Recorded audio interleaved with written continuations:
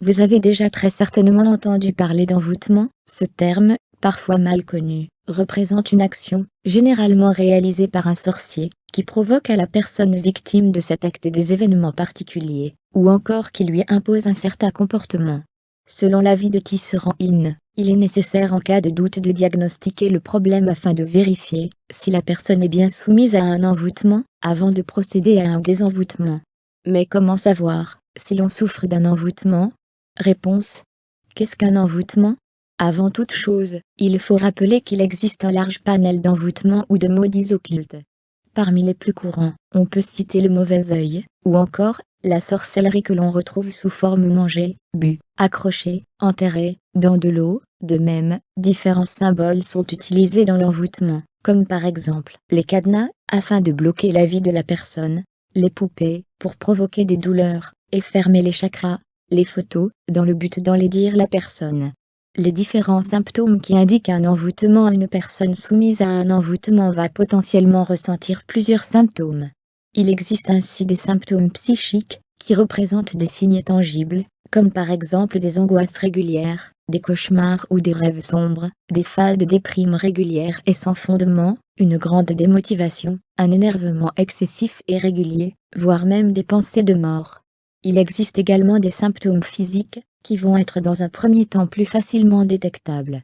En effet, les personnes victimes d'un envoûtement ressentent bien souvent une fatigue générale, des insomnies, des maux réguliers de tête ou de dos, des démangeaisons inexpliquées, ou des sensations de piqûres.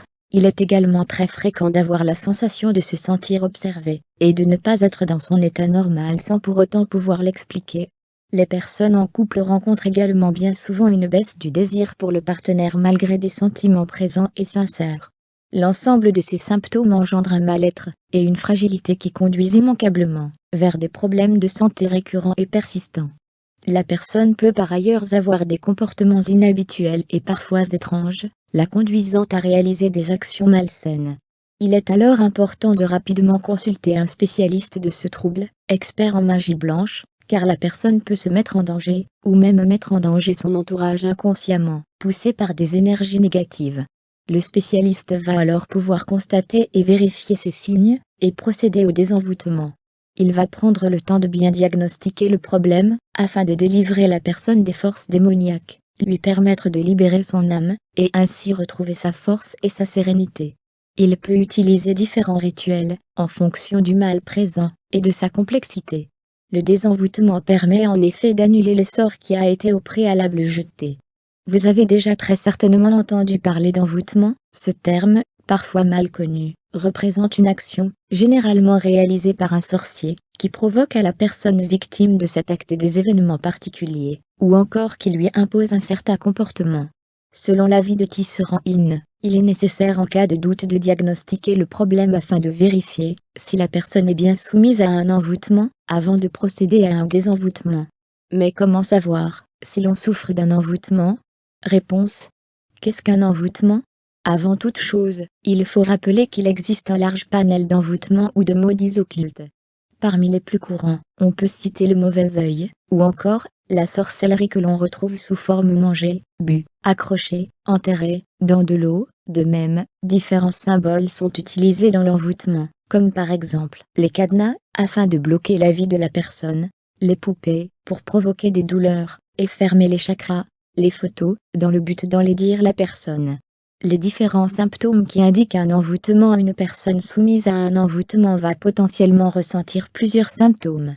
Il existe ainsi des symptômes psychiques, qui représentent des signes tangibles, comme par exemple des angoisses régulières, des cauchemars ou des rêves sombres, des phases de déprime régulières et sans fondement, une grande démotivation, un énervement excessif et régulier, voire même des pensées de mort. Il existe également des symptômes physiques, qui vont être dans un premier temps plus facilement détectables. En effet, les personnes victimes d'un envoûtement ressentent bien souvent une fatigue générale, des insomnies, des maux réguliers de tête et ou de dos, des démangeaisons inexpliquées ou des sensations de piqûres. Il est également très fréquent d'avoir la sensation de se sentir observé et de ne pas être dans son état normal sans pour autant pouvoir l'expliquer. Les personnes en couple rencontrent également bien souvent une baisse du désir pour le partenaire malgré des sentiments présents et sincères. L'ensemble de ces symptômes engendre un mal-être et une fragilité qui conduisent immanquablement vers des problèmes de santé récurrents et persistants. La personne peut par ailleurs avoir des comportements inhabituels et parfois étranges, la conduisant à réaliser des actions malsaines. Il est alors important de rapidement consulter un spécialiste de ce trouble, expert en magie blanche, car la personne peut se mettre en danger, ou même mettre en danger son entourage inconsciemment, poussé par des énergies négatives. Le spécialiste va alors pouvoir constater et vérifier ces signes, et procéder au désenvoûtement. Il va prendre le temps de bien diagnostiquer le problème, afin de délivrer la personne des forces démoniaques, lui permettre de libérer son âme, et ainsi retrouver sa force et sa sérénité. Il peut utiliser différents rituels, en fonction du mal présent, et de sa complexité.